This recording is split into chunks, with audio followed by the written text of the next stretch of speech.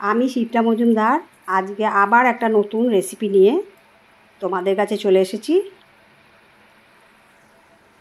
আজকের রেসিপিটা তোমরা অনেকেই করো, তবুও আমি তোমাদের কাছে প্রেজেন্ট করে দিলাম। দেখো, আমি কয়েকটা পটল নিয়ে নিয়েছি। এই পটল দিয়েই আজকের রেসিপিটা তৈরি করব। পটলের ছালগুলো এরকম ফাঁকা ফাঁকা করে একটু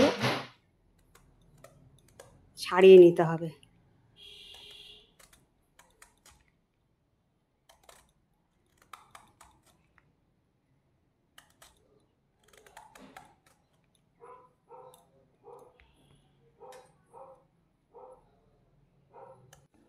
এইভাবে প্রত্যেকটা পটল আমার ছাড়ানো হয়ে গেছে।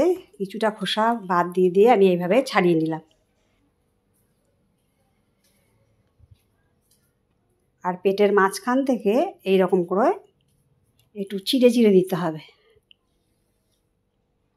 আমি দেখো পটলটাকে গোটা 3, 4, 5 এরকম করে যেটা যেরকম সেরকমভাবে কেটে নিলাম।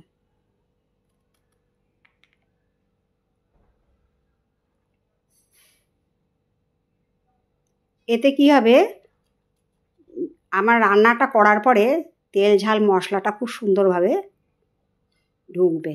সেই জন্য একটু সুন্দর করে এইভাবে পটলের পেটগুলো ছিঁড়ে দিলে ভালো হয়।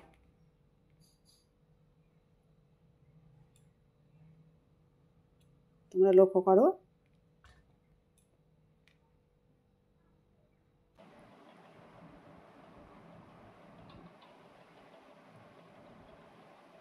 তোমরা দেখলে বুঝতে পারছো, প্রতিটা পটল আমি এইভাবে পেটগুলো সুন্দর করে চিড়ে নিয়েছি।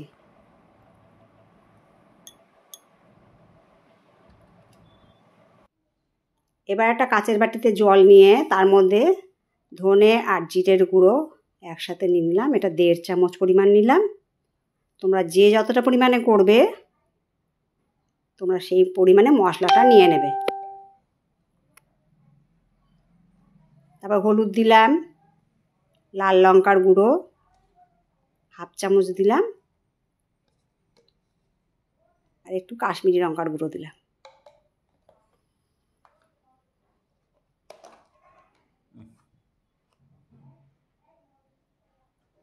এই গরম মশলাটা আমি ঘরে তৈরি করি, এই গরম মশলাটা 1/2 চামচ দিয়ে দিলাম।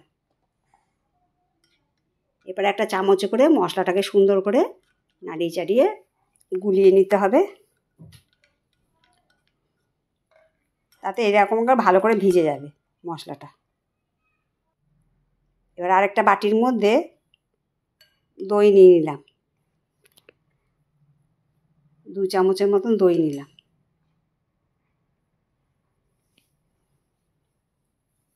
এটা দিয়ে আজকে এই রান্নাটা আমি করব। এদিকে পটলটাকে ভালো করে ধুয়ে নিয়ে পটলের মধ্যে নুন আর হলুদ দিয়ে রাখলাম। এবার সুন্দর করে মাখিয়ে নেব।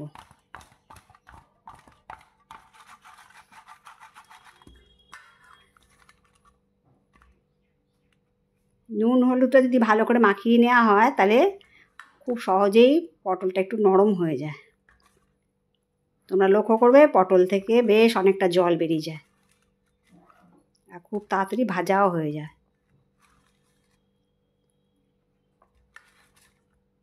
আজকে আমি তোমাদেরকে দই পটল রান্না করে দেখাবো। যদি আমার এই রেসিপিটা তোমাদের ভালো লাগে, লাইক, শেয়ার, কমেন্ট আর সাবস্ক্রাইব করে আমার চ্যানেলে পাশে থাকার জন্য তোমাদেরকে অনুরোধ করছি। আর যারা আমার নতুন পুরনো বন্ধু আছো সকলে আমার প্রাণ ভরা ভালোবাসা নিও। এদিকে দেখো একটা কড়াইয়ের মধ্যে তেল গরম করতে দিয়েছি, তার মধ্যে আস্তে আস্তে পটলগুলোকে ছেড়ে দিলাম। পটলটাকে নুন হলুদ মাখিয়ে 10 মিনিটের মতো রেখে দিয়েছিলাম। এইভাবে ভাজলে খুব সহজেই ভাজাটা তাড়াতাড়ি হয়ে যায় আর নরমও হয়ে যায় পটলটা।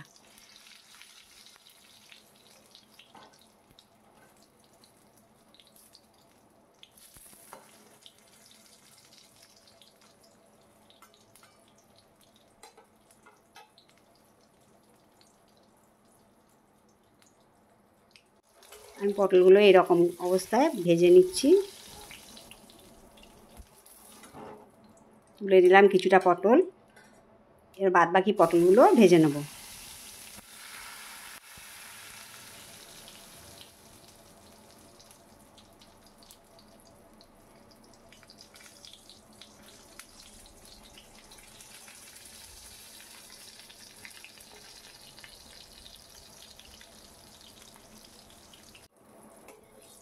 পটলগুলো দেখো এরকম করে সমস্ত পটলগুলো আমি নেড়ে চেড়ে ভেজে নিলাম।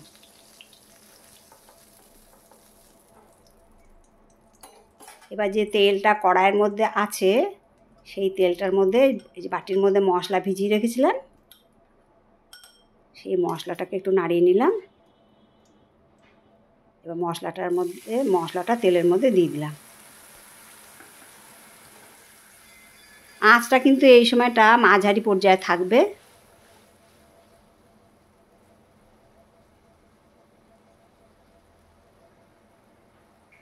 খুব বেশি আঁচ দিতে গেলে সেই আঁচ মশলাটা পুড়ে যাওয়ার চান্স থাকে। দেখো মশলাটা খুব সুন্দর ভাজা হয়ে গেছে।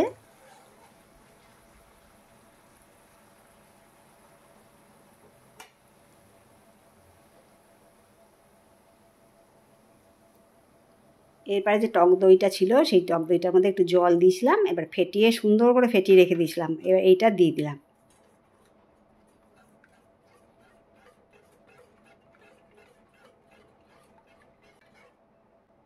এই সময় আঁচটা একটু সিম থাকবে, তা নয়তো কিন্তু বেশি আঁচ দিয়ে দিলে দইটা ফেটে যাওয়ার চান্স থাকে। উপর থেকে একটুখানি চিনি দিয়ে দিলাম স্বাদটা ব্যালেন্স করার জন্যে।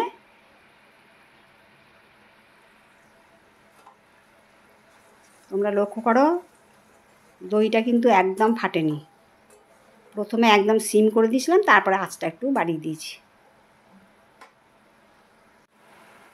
এইভাবে তোমরা যদি ফলো করো তাহলে কখনো দই ফাটবে না। এবার আমি পটলগুলোকে দিয়ে দিলাম।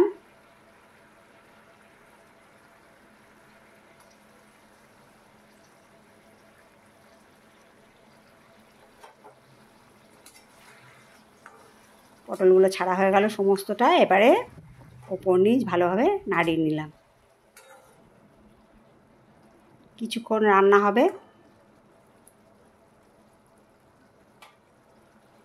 সম্পূর্ণ পটলটা সেদ্ধ হয়ে যাওয়ার মতো।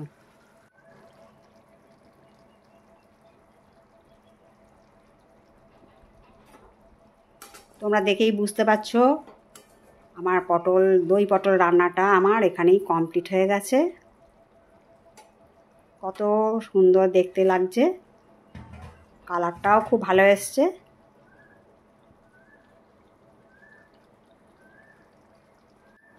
দই পটলটা আমি ডিশের মধ্যে ঢেলে নিয়েছি। আশা করি তোমাদের ভালো লাগবে, পছন্দ হবে।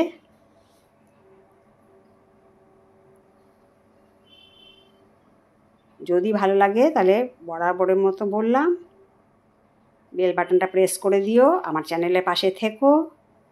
আচ্ছা আজকে এই পর্যন্ত রাখি, পরবর্তী এপিসোডে আবার দেখা হচ্ছে। টাটা।